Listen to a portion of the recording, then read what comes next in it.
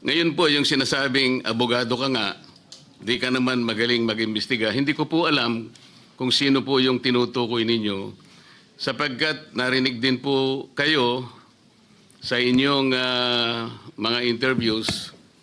Sinabi niyo po, Mr. President, na maraming dissatisfied sa direction na tinahak po ng aking investigasyon nung ako pa po ay chairman ng Blue Ribbon Committee. Hindi ko po alam kung sino po yung dissatisfied sa mga members natin.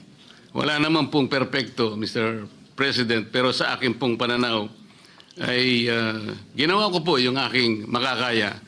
Kung meron man po akong pagkukulang, ay humihingi po ako ng tawad sa aking mga kasamahan sa Blue Ribbon Committee. Ngunit hindi ko po sinadya na ilihis sa direksyon ng tamang pag-iimbestiga ang ating Blue Ribbon Committee.